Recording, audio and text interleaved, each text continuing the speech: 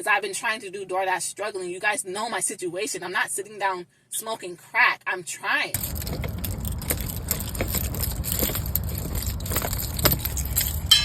Today's just a moment, you know that. It's not a moment. It's been going on for the past month.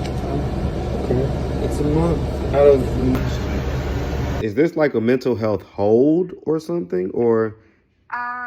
Basically, they're monitoring me because I did have unalive thoughts, so I think it's like a 24 to 48 hour hold. What's up, YouTube? It's summertime and things are heating up in Atlanta. Make sure you go cop the merch at atlantastreetinterviews.com. Now back to the content. Hello? Hi, I was talking to and she said I'm having to get evicted on the 1st. Do you know about that? My exit date? What'd you say? Something about my exit date for the 1st. Do you know about that? Or are you guys in cahoots? Are we what? Say it again. I'm being discharged on the 1st. Do you know anything about that? Yes. Why am I being discharged? You haven't paid rent, sweetie. No, I understand that, but they said something about mental health. But you hadn't paid rent. But you know you can't kick me out until you have to give me 31 days notice. I was in a mental health hospital. Okay, speak to Patrice about it. She's not answering the phone. She's off today. So who do I talk to if she's off? Why did you wait till Saturday to contact someone? I tried calling. I had to change my number. I tried calling yesterday, but no one was at the office. When did Patrice give you the letter, Adam? What letter? When did Patrice send out the email or the letter? I found out I was being discharged when I pulled up on, I think it was Wednesday, and I had a money order. That's when you should have actually came to the office and spoke to Patrice about it. I did. Don't wait until Saturday when you know Patrice is off on Saturday. I'm not trying to be funny. I don't even know what day it is now, but I talked to her on Wednesday, and she said, she told me 10 days before, do you know you're being discharged on the 1st? She just told me that day. I think it was either Wednesday or Tuesday. I don't know what time or day it is. Adam. Yes, ma'am. Hello? Let me just tell you this. You knew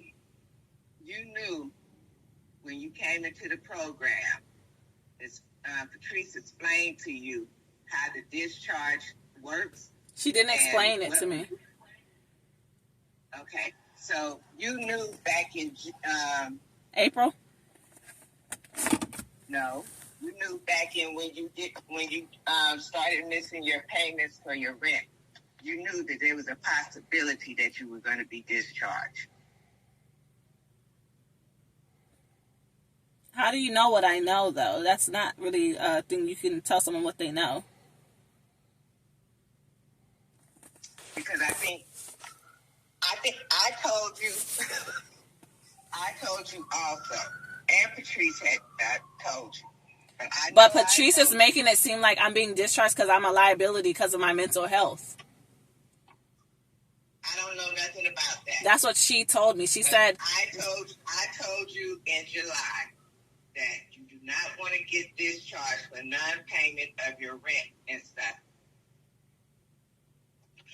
But you guys cannot just kick me out. I have 30 days. It's illegal. 31 days. It's been longer than 31 days. But you guys should have waived it because I was in a mental health hospital. You guys should have some type of waiving because I literally didn't even have access to my phone.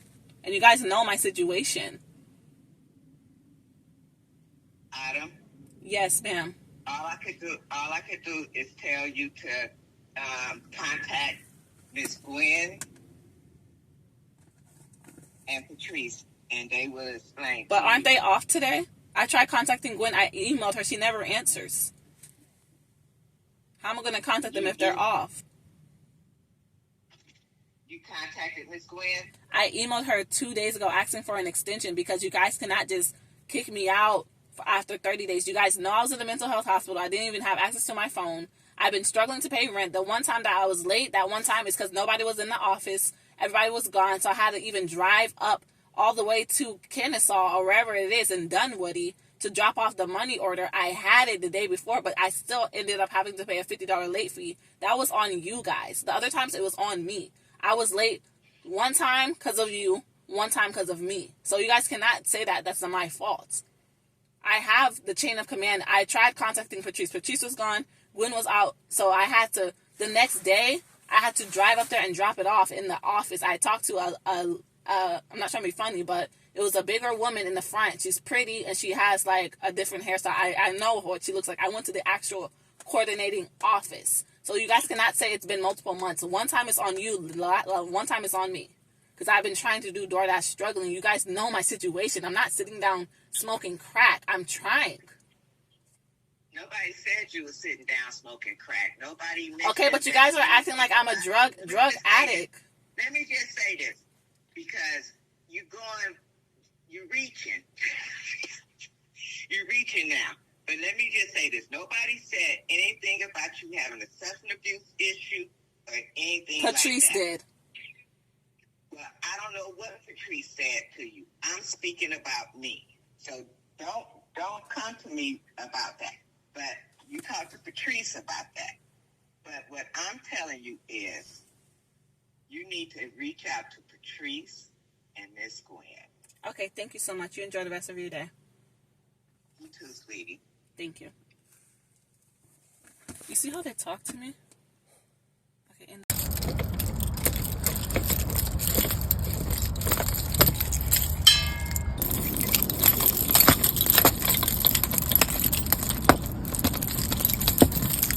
today it's not even going to matter. Listen, today's just a moment, you know that. It's not a moment. It's been going on for the past month. Okay. It's a month out of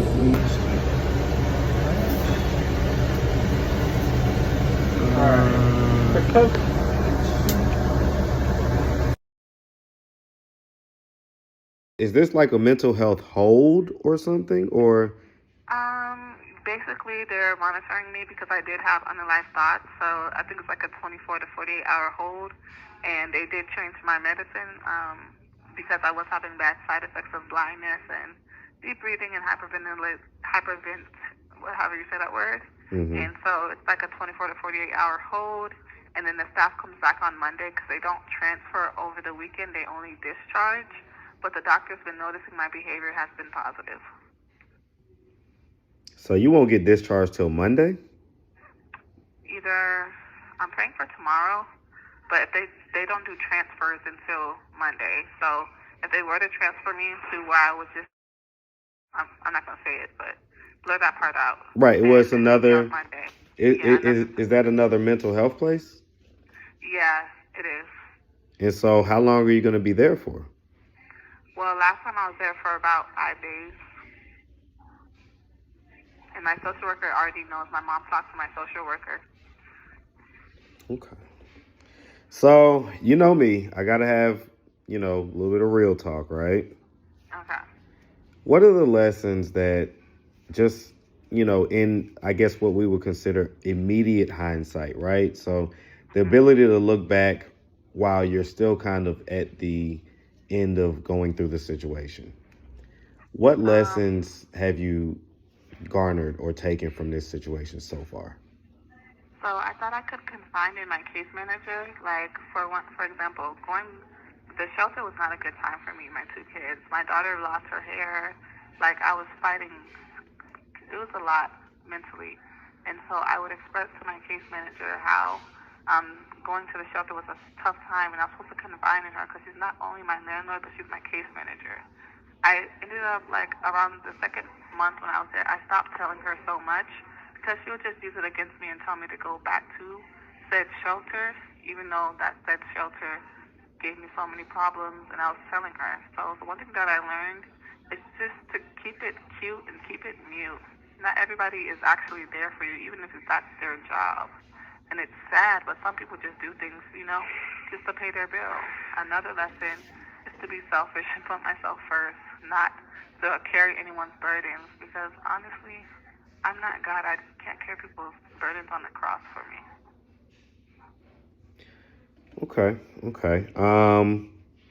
It sounds like at the crux of it though was just the inability to pay, Yeah. right? So why, like when I asked like, hey, what lessons have we learned or whatever, why isn't that like the first thing?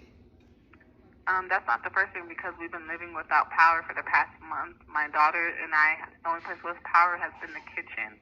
They have to sleep in their diapers. I have to sleep in a tank top and some shorts. I haven't even been able to enjoy my furniture, so I was going to use that against them as well. But I'm still going to pay them the $632 just when I get the chance to. But I'm definitely, when it comes to bills, pay the bills. I've had apartments before. I had a car before, so I know how to manage money. And I'm actually really good at money management because honestly, I don't really have to shop or get anything with nails and hair because I do brand deals. So most times you see me, if it's not a brand or a sponsorship with my hair, it's like a $20 synthetic wig that I just tweaked to make it look like a human wig. So when it comes to all that stuff, I get brand deals. So even if I don't, I'll do press-on nails. I do alternatives. I get EBT, so I don't have to worry about food. And even if I don't, I have an app called Get Raindrop. It's for Georgia users. It shows you all the food pantries, and I know all the food pantries for my kids, diaper resources. I know the resources because I just got out the shelter as well. So Okay. work on my money management and saving. And if you go to the store and you see two soaps, one is $1 and one is $5, I always get the $1 one. Just compare prices and compare and contrast. Do I really need this, or is it just a spur of the moment thing? I have to tell myself that constantly because I have a shopping addiction. Let me ask you this. You're 24 right now.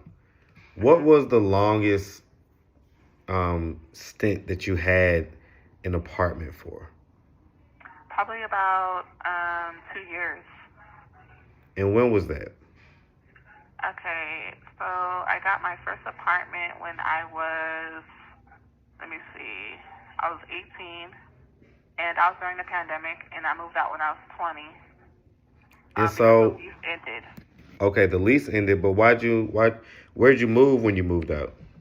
I moved into another apartment, but it was a basement apartment, and I was there for about 6 months. And then we moved into another apartment just because I was pregnant. Okay, so this is all during the time when you were with the guy. Yes, but when I moved into the basement apartment, I actually left him to move into the basement apartment. And then we got back together and he engaged to me. I got pregnant with my oldest. And then we moved into a 2-bedroom, 2-bathroom in College Park. And I was there from, I was 20 to 22. So I was there for about 2 years. So I have great rental history. And right, but I guess, bought a house. Right, but I guess if I'm being realistic, right? Mm-hmm. Have you ever done it by yourself? Yeah, I did it by myself.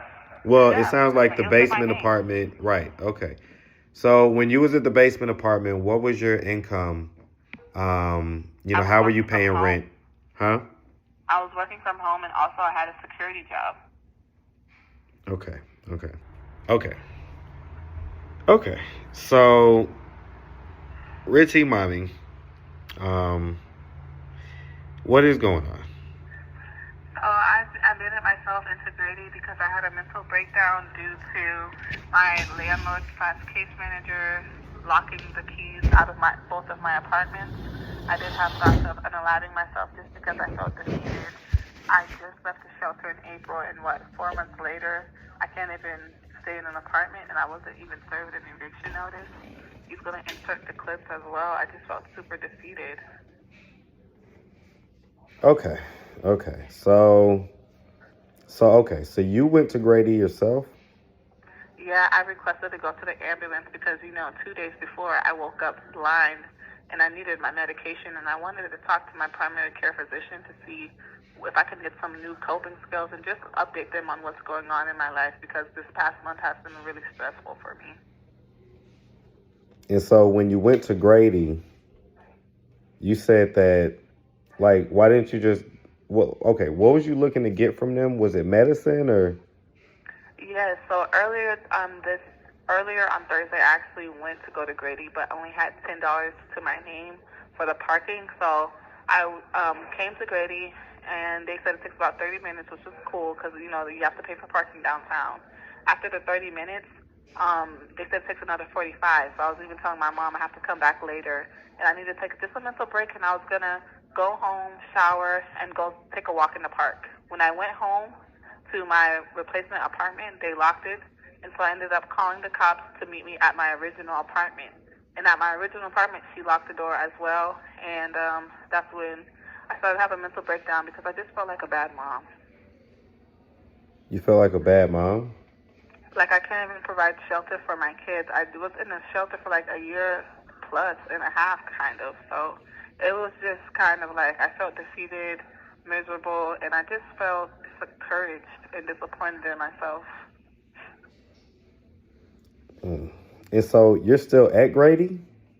Yeah, I'm at Grady right now. I got here around 2 yesterday. I admitted myself, and because I just really want to take this journey serious of me with my diagnosis. And so this is like a mental health? Yes, I was just recently diagnosed with bipolar disorder, and even looking back, I just thought I had anxiety, but even looking back at certain situations, I can see I was manic, and I'm just trying to, take advantage of the resources that I have.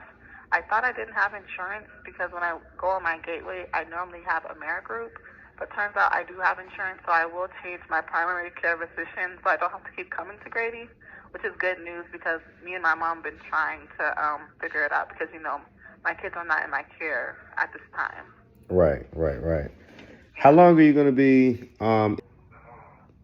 So what is your plan moving forward? I'm going to go to shelters because I know I can't depend on other people, even though I'm grateful for those who have donated. Maybe you can get like a pad split because that's cheaper than an extended stay. It's like $130, and I already have the app on my phone. But if not, I have some friends that said I could take a shower here. I could spend the night there. But honestly, if I just have to rock it out in my car, because I already went to a shelter this week and I applied for shelters, they're either full. I've already been to them, so in the past, after like 6 months, I'm not going back to Atlanta Mission because you can't work and I need the income. So for the next month, if I have to rock it out in my car and go to a truck stop, because I don't have my kids, so I'll rock it out and do what I got to do for my baby. It's simple. And so what's the ultimate plan? Like, so you're going to be thugging it out and everything else. And then from there, I'll get my apartment. Simple. Okay, so you'll just, kind of save up money basically and... Exactly. Right. Okay. I got you. Ooh, okay. Or even if I have to move back in with my mom and have a bunk bed with my little sister, because we already talked about our options. I know that I have a plan, and God's going to work with me because typically when people are evil to me, God works extremely fast, and that's when the miracles really happen, when you hit rock bottom. Because if you stay positive, and I even praise God that I even am here so I can get my meds, because when I'm not on my meds, it's just not pretty. What does it look like when you're not on your meds? I'm very anxious, blindness, I'm worried, I can't sleep. Those are basically my mania, and I'm very hyper. Okay. Ooh. Okay. So this is what this kind of journey really looks like. I was in a manic state when I had the breakdown because I haven't had my meds for 2 days. It gets deep. Like after one day, I started to see the black dots, and then I started to see the blindness. And this happened when I first got out the mental health hospital about 3 weeks ago. I was packing my girl's stuff, and I accidentally packed the meds. I'm like, it's not going to matter. It's just one day. Oh, it's just 2 days. And I started to become blind, so that's why I called the medics, because this was a pattern. If I could talk to my primary care here at the hospital that I'm at. Okay. Ooh. I tell you what. All right. So if you're able to successfully stack up your money, get a new apartment, what's going to be the plan to like be able to hold on to it this time? I want to open up like the CD accounts. Well, I already have some for my girls. So I want to open up a savings account where I can't touch it and just be frugal, like live below my means. I don't want to get like an expensive apartment, get something that's safe, like a 2-bedroom, even if it's a 1-bathroom, and just really be conscious where my spending is going. And this is a good reminder that, I don't want to go back to any transitional housing programs, because normally when you work with government programs that are helping you, the people will probably be jealous of you or just be really ghetto. That's a damn shame. And That's a how they damn always shame. are. The shelters are like that. So I'd rather thug it out in my car and have my peace and take showers at the truck stop, do my Instacart or I even applied for Little Caesars and do that, then go to a shelter where I'm around people and I'm around negative energies. Because it's just me. Thank God I have a village. What was your initial feelings when you tried to open up the door to your apartment and it was locked? I started shaking really bad and breathing and hyperventilating. Like I couldn't even hold my phone. It was very, the mania started to happen. I would just say that. Feeling like I need to unalive myself, because it's like no matter how hard I call the cops and have police reports and been trying to talk to supervisors above my case manager, it's like no one's hearing me, because I'm the young 24-year-old who has recently just been diagnosed. No one's taking me serious. I just felt so like betrayed. It's kind of unheard and invalidated. Yes, definitely. And even the cop was like, the cop wasn't understanding the situation. He was saying that they locked the door to secure it. I'm like, no, I have 2 apartments because the original apartment didn't have power since July 7th. So it was just confusing. Well, I guess clear that up for us, because which apartment was your stuff in? Okay, so my stuff was in my original apartment. That's the apartment that had power issues since July 7th. The only place with power has been the kitchen. Besides that, it'll come on for like 30 minutes and then come off for 12. But while it was off, the kitchen had power, so we'd be sleeping on the kitchen floor with like a fan plugged up. Because my youngest daughter has what starts with the S when you shake a lot. She has autism and all different types of stuff. And honestly, it was just so hot. Okay. Is there a particular reason why you don't say that S word? Because I don't want to speak life over that, and I don't want to give power to that over my daughter. My daughter hasn't had an S word since she left the NICU, and she was on a breathing monitor. She graduated early. She's defying all the odds. I just don't like that word because it has a negative stigma in my life. Hey, listen, power. There's power in the tongue. The tongue is more powerful than what most of us understand. So I don't want to say it, and then she has one because she's not with me right now, or I manifest this for the future. There go that M word I love, the manifest word. But I'm just very particular what I say over my kids, because if I said she has the S word, then I'm saying that it's current, has is present. You know what I'm saying? yeah, So I got you. I get it. Yeah. Okay. Alrighty. Well, not necessarily the phone call I was hoping for. But we knew that things was gonna possibly get worse before they got better. So definitely hate to hear that you're, having the mental health issues and things like that. But is it still like the same Cash App and everything else? Yes, my Cash App is capital R I Tom I Mary O Mary Yellow. So Rititimommy, and the name is Dane Ale. It's 2 1s. That's not my real Cash App. And it's going to be a picture of a pink picture with me with curly hair. It's the same as my Instagram, Rititimommy, on all platforms. All right. Well, like I say, we're gonna just kind of, I guess, follow this story and just kind of, be definitely wishing you the best and looking to help wherever we can, wherever things make sense for sure. But definitely wish you nothing but the best, all right? Thank you, Marcus. Nice talking to you. All right, you have a good one, sweetie.